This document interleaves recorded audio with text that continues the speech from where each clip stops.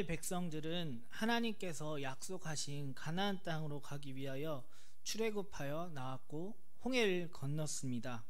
이때부터 이미 가나안 땅에는 소문이 나기 시작했습니다. 이스라엘 백성들을 하나님이라는 신이 이끌고 온다더라, 이런 소문이 나기 시작했습니다. 그래서 이스라엘 백성이 40년 광야 후에 그 가나안 땅에 들어갔을 때 여리고에는 이미 이스라엘 백성에 대한 소문이 나 있었고 여리고 사람들은 두려워했습니다. 그리고 이스라엘은 요단을 건너 여리고와 싸워 승리하였고 그 땅을 점령하였습니다. 이들이 승리하였지만은 승리 이후에 아간의 범죄로 인해서 더 쉬운 아이성을 패배하게 되었고 다시 아간을 진멸하며 다시 아이성을 점령하게 되었습니다. 이 소문이 또 들리자 기브온 사람들은 항복해야 되겠다라고 하였고, 나머지 다른 남부 사람들은 우리 동맹을 맺어 싸우자라고 하였습니다. 그래서 결국 기브온 사람들은 이스라엘을 속여 그들에게 속하게 되었고, 이 소식을 듣고 남부 동맹은 기브온을 공격하기 시작하자 기브온은 이스라엘에게 도와달라고 해서 이스라엘이 화친을 맺었기 때문에 도와주러 갔습니다.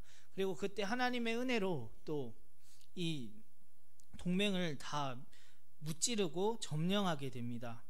이 모든 승리는 하나님께서 그들과 이스라엘과 함께 하시고 이스라엘보다 먼저 앞서서 싸우셨기 때문에 승리할 수 있었습니다. 특히나 이 남부 동맹과의 전쟁 때는 하나님께서 놀라운 이적을 행하셨는데요. 그게 뭐였죠? 태양아 머무르라. 태양이 머무르는 일이었습니다.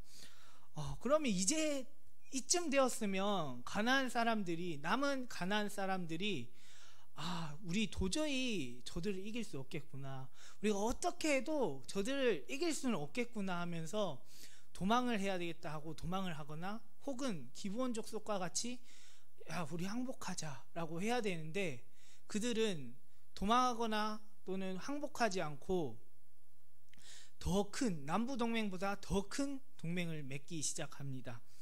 1절을 보면 그 중심이 되어 사람들을 모으는 사람이 하솔왕 야빈입니다.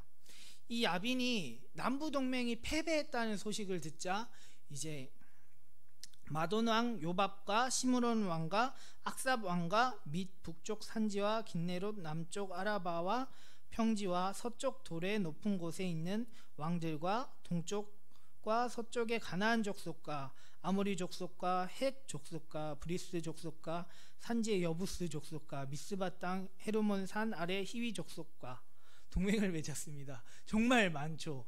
우리가 알기도 힘든 그 많은 족속들이 다 동맹을 맺었습니다. 총 15족속 이상이 동맹을 맺게 되었는데요. 그 중심이 하솔왕 야빈입니다. 이 하솔이라는 성은 여리고의 25배나 되는 성입니다. 그때 여리고가 어떤 성이었나요? 침략하기 어렵고 난공불락이라고 한, 당대에 정말 견고하다고 한 성이었습니다. 그런데 그 성보다 25배나 크고 더 강력한 성이 중심이 되고, 이제 2절에 보시면 긴네롯 남쪽이라고 말하는데, 이 긴네롯은 히브리어고 이제 헬라어로 보았을 때는 게네사렛입니다. 게네사렛 호수. 이게 디베랴 호수라고도 하고 갈릴리 호수라고도 합니다. 그래서 이 갈릴리 호수 주변의 족속들과 함께 이제 동맹을 맺고, 또 이제 3절에 보면 헤르몬 산이라고 하는데, 이 말을 오늘 우리가 부르는 걸 말로 하면 헐몬 산이라고 해요. 이게 이스라엘 가장 북쪽에 있는 산입니다. 그래서 여기서 내려오는 물이 점점점 내려와서 갈릴리 호수를 이루고 또 점점점 내려가서 사해를 이룹니다. 이 말은 지금 하솔왕 야빈이 동맹 맺은 게 제일 북쪽에서부터 갈릴리까지 전부 다 동맹을 맺었다는 말입니다. 그래서 총 15족속 이상이 맺었는데 지금까지와는 전혀 다른 규모의 동맹이 맺어졌다는 겁니다. 그래서 4절을 보면 동맹한 왕들의 군사 수를 묘사하는 말이 있는데 함께 읽어보겠습니다. 그들이 그 모든 군대를 거느리고 나왔으니 백성이 많아 해변에 수많은 모래 같고 말과 병거도 심히 많았으며, 여기서 모래와 같이 많았다라고 하는데, 이 모래와 같이 많았다 하면 혹시 생각나는 게 있으신가요?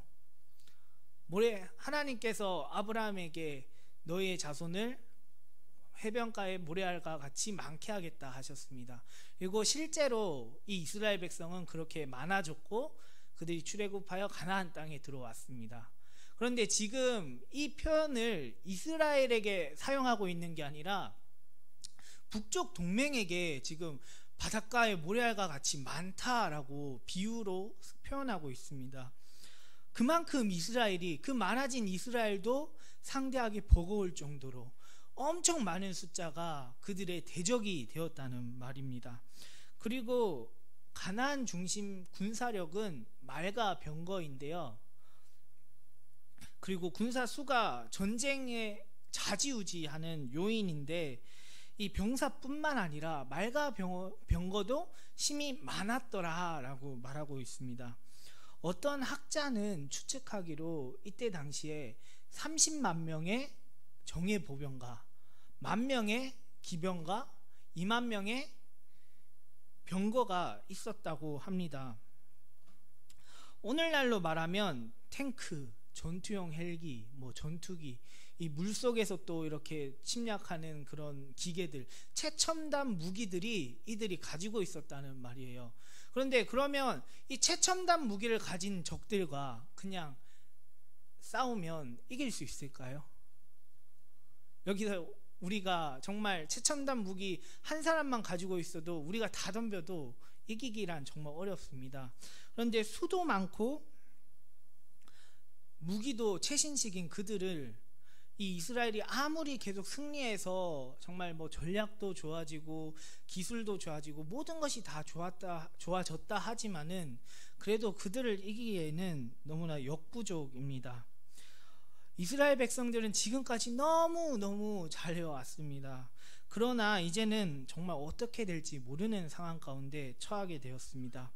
처음에는 한 성 한 성 싸웠는데 동맹을 점점 맺기 시작하더니 정말 이스라엘을 쫓아내고자 하는 그 목적 하나로 지금까지 상상하지 못했던 그 동맹을 맺어 지금 이스라엘 앞에 나와왔습니다.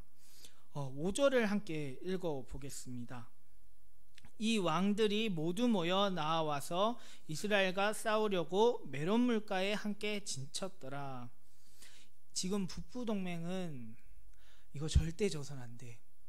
진짜 어떤 일이 있어도 이것만은 지면 안 돼 라는 마음을 가지고 모였고 이스라엘과 싸우려고 나와왔습니다.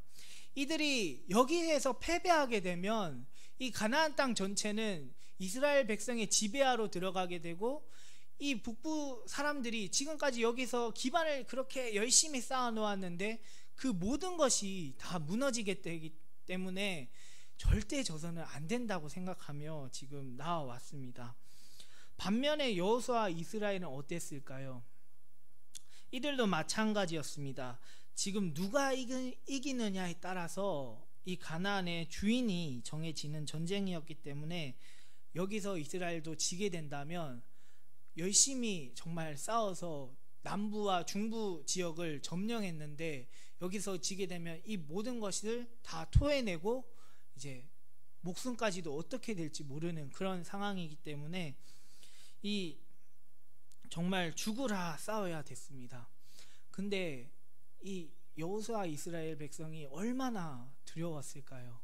33만 명의 부대와 최첨단 무기, 그 어느 것도 상대하기 힘든 그 무기들을 정말 가지고 나왔는데 이들이 힘으로 이길 수 없는 상황이기 때문에 정말 두려웠을 것입니다. 그런데 그때 하나님께서는 여호수아에게 말씀하십니다. 6절에 여호와께서 여호수아에게 이르시되, 이게 여호수아서의 특징입니다. 여호수아서를 보면 단순히 전쟁 이야기 같은데 그런 이야기가 아닙니다. 여호수아서를 보면 하나님께서 아브라함 때부터 약속하셨고 그 약속 따라 나와서 가나안 땅에 들어왔습니다. 그런데 가나안 땅에 들어왔는데 지금 이들의 힘으로는 이길 수 없는 그 사람들이 바로 앞에 있는 거예요. 너무나 두려운 그 상대들이 바로 앞에 있는 상황이에요. 그런데 그때 항상 하나님께서는 말씀하셨습니다. 그리고 이스라엘 백성은 그 말씀 붙잡고 나아가니까 승리하게 되었습니다. 결국에 이 여호수아는 단순히 전쟁 이야기를 우리에게 보여주는 게 아니라 하나님의 말씀의 능력을 그대로 우리에게 보여주고 있는 책입니다. 그렇다면 지금 하나님께서 이 여호수아에게는 뭐라고 말하고 있나요? 하나님께서 여호수아에게 두려워하지 말라라고 말하고 있습니다. 이 말씀은 여호수아가 이스라엘 백성을 이끌고 요단강을 건너기 전에 먼저 말씀하셨었는데요. 여호수아 1장 9절을 보면 내가 내게 명령한 것이 아니냐 강하고 담대하라 두려워하지 말며 놀라지 말라 내가 어디로 가든지 내 하나님 여호와가 너와 함께 하느니라 하시니라. 여호수아는 두려워할 필요가 없습니다. 왜냐하면 하나님께서 이스라엘과 함께 하시고 또 하나님이 먼저 나가서 전쟁하시기 때문에 전혀 두려워할 필요가 없습니다. 그리고 하나님께서는 이제 두려워하지 말라라고 말씀하시고 약속을 하나 하시는데요. 다음 보시면 내일 이맘때에 내가 그들을 이스라엘 앞에 넘겨주어 몰살시키리니 라고 말합니다. 이 몰살이라는 단어를 원어로 보면 꿰뚫다, 관통하다 이런 의미입니다. 그러면 이 꿰뚫다, 관통하다 무엇이 그들을 꿰뚫는다는 걸까요? 무엇이 그들을 관통한다는 걸까요? 바로 하나님입니다. 하나님께서 먼저 그들을 꿰뚫고 나아가서 이스라엘이 전쟁할 때 그 모든 북부 동맹들을 다 몰살시키겠다는 말입니다. 표면적으로는 이스라엘 백성들이 전쟁하고 있지만 하나님께서 나아가서 그들을 전부 박살내고 승리하게 하시겠다는 말입니다. 그리고 하나님은 내가 그들을 말살할 건데 너희가 해야 할 게 있다 라고 말하며 그들의 말 뒷발에 힘줄을 끊고 그들의 병거를 불사르라 말씀하십니다. 그래서 여호수아는 이 말씀을 받고 이 말씀을 굳게 붙잡고 다음날 습격하기 시작합니다. 7절 8절을 함께 읽어보겠습니다. 이에 여호수아가 모든 군사와 함께 메론 물가로 가서 갑자기 습격할 때 여호와께서 그들을 이스라엘의 손에 넘겨주셨기 때문에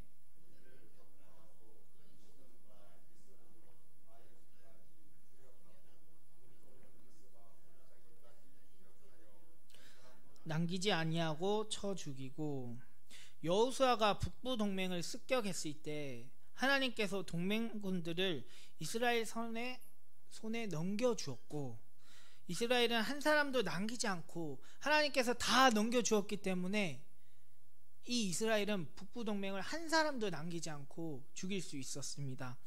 그리고 하나님께서 그들에게 넘겨줄 때 말 뒷발에 힘줄을 끊고 그들의 병거를 불사르라 말씀하셨는데 9절을 읽어보면 여호수아가 여호와께서 자기에게 명령하신 대로 행하여 그들의 말 뒷발에 힘줄을 끊고 그들의 병거를 불로 살랐더라 라고 말하고 있습니다. 여호수아는 하나님께서 명령하신 대로 그대로 행했습니다. 그런데 여기서 혹시 질문이 생기지는 않나요? 왜 하나님께서는 저 말 뒷발에 힘줄을 끊고 병거를 불사르라 하셨을까? 말 뒷발에 힘줄을 끊는다는 것은 더 이상 말을 사용할 수가 없고, 병거를 불사른다는 것은 전쟁할 때 더 이상 그것들을 사용할 수가 없다는 말입니다.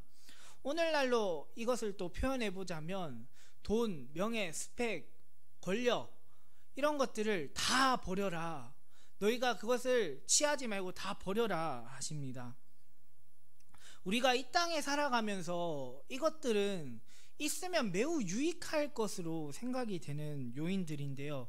어떤 일을 진행할 때 돈이 많아서 좀 더 좋은 환경에서 이렇게 우리가 만들어 간다면 우리가 이 땅에서 영적 전쟁할 때 승리하기에 더 가능성을 높일 수 있는 것 같아 보입니다.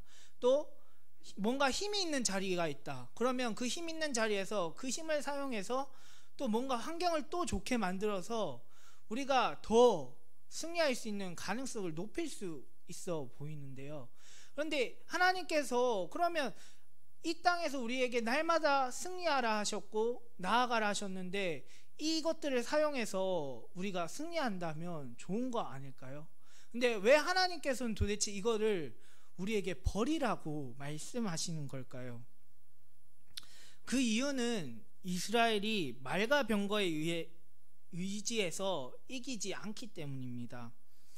이스라엘이 전쟁할 때 그리고 그 땅을 점령해서 살아갈 때 그들이 그곳에서 승리하고 그 땅을 살아가는 동안 안식할 수 있는 이유는 오직 하나님의 말씀 때문입니다. 하나님의 말씀이 있기에 하나님이 우리와 함께 하시기에 그 땅에서 승리할 수 있고 그 땅에서 우리가 안식을 취하며 살아갈 수가 있는 겁니다. 그래서 하나님께서는 이미 이스라엘에게 먼저 말씀하셨던 적이 있습니다. 신명기 20장 1절을 우리 함께 읽어보겠습니다. 신명기 20장 1절입니다.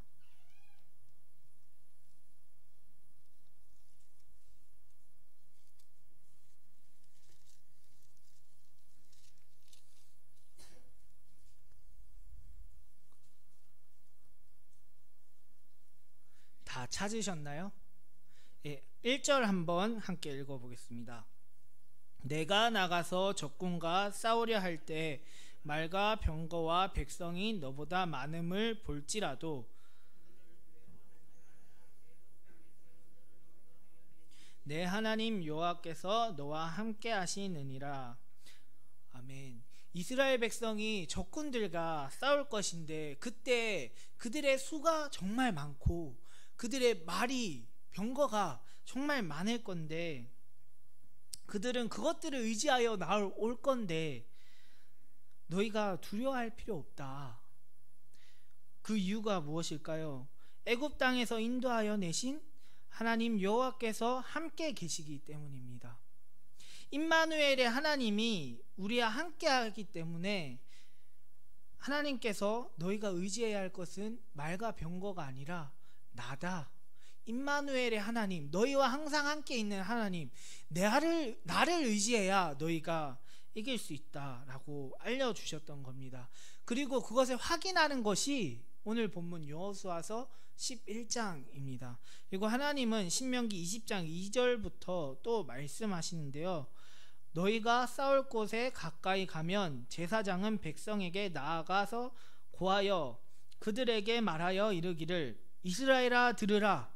너희가 오늘 너희의 대적과 싸우려고 나아왔으니 마음에 겁내지 말며 떨지 말며 그들로 말미암아 놀라지 말라.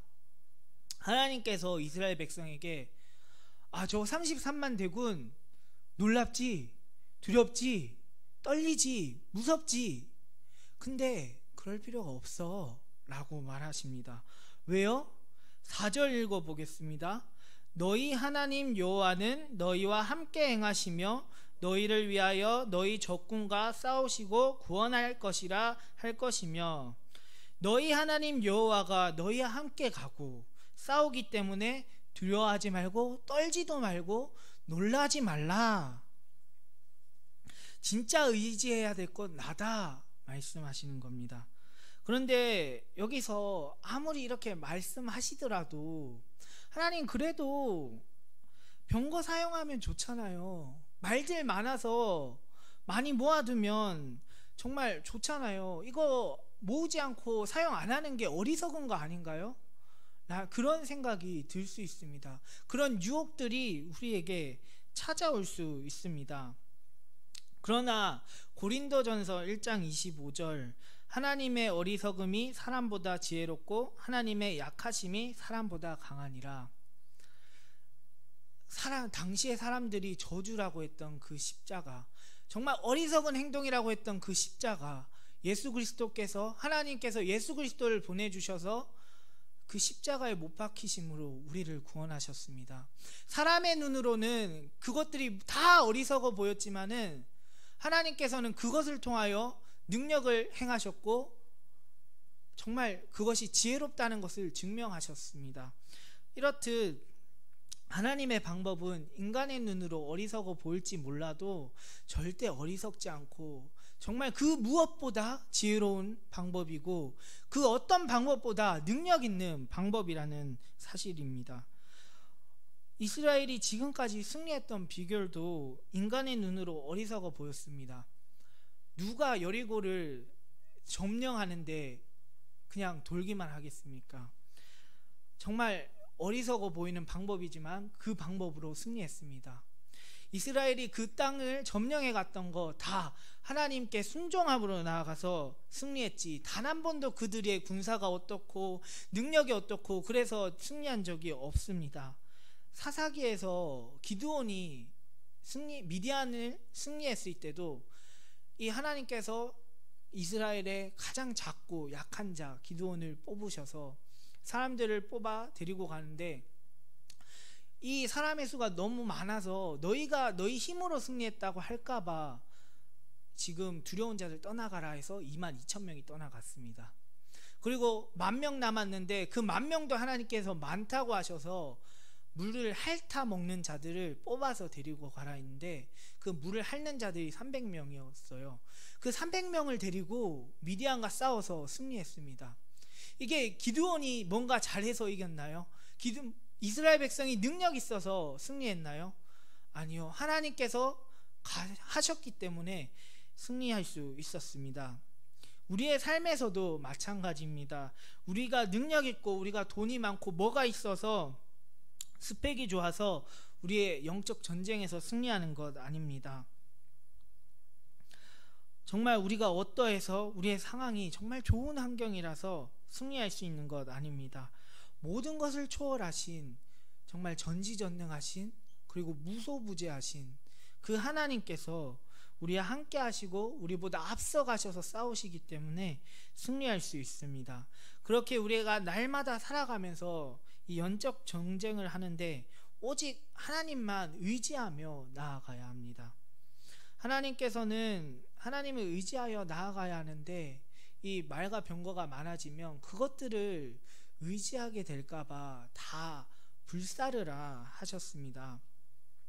마치 우리가 돈 많고 스펙 좋고 뭔가 인맥이 좋고 권력이 있으면 좋을 것 같은데 우리가 실제로 그게 많아지면 어떻게 되나요? 결국에 하나님을 의지해야 되는데 하나님을 의지하는 게 아니라 돈을 의지하게 되고 내가 가진 능력들을 의지하게 되는 모습을 보게 됩니다. 그렇기 때문에 하나님께서는 이 가나안 땅 왕들이 말과 병거 많은 게 능력 있는 거야, 힘 있는 거야, 이길 수 있는 거야 라고 착각했던 것처럼 우리가 그런 착각을 하지 않기를 원하셨던 거예요. 그래서 하나님께서 그것들을 다 없애라 하셨습니다. 우리는 날마다 기억해야 합니다. 하나님 앞에서는 아무리 강한 적도 아무리 많은 군사도 아무런 소용이 없다는 사실을 기억해야 합니다. 여호수아가 하나님 말씀 믿고 나아가서 하나님 말씀 붙잡고 순종해서 이 하솔을 불살랐고 북부 동맹을 한 사람도 남기지 않고 다 진멸할 수 있었습니다. 그래서 말씀을 보면 오늘 본문 11장 9절을 보면 여호와께서 자기에게 명령하신 대로 행하여 라고 말하고 있고 12절에서도 여호와의 종 모세가 명령한 것과 같이 하였으되 15절에서도 여호수아는 그대로 행하여 여호와께서 모세에게 명령하신 모든 것을 하나도 행하지 아니한 것이 없었더라 라고 말하고 있습니다. 하나님의 말씀하신 그대로 여호수아는 그 누구보다 철저하게 행동했습니다. 그래서 그 마지막 전투까지도 승리하였고 자신들이 처음 이 가나안 땅을 정탐했을 때 무서워했던 그 아낙 족속들도 다 진멸하였고 결국에 22절에 보면 이스라엘 땅에는 이라고 하는데요, 이 가나안 땅이 이스라엘 땅이 될 수 있었습니다. 그런데 만약 이스라엘 백성들이 이 말과 병거를 없애지 않았다면 어떻게 되었을까요? 분명히 패배하였거나 혹은 승리하였더라도 금방 무너졌을 겁니다.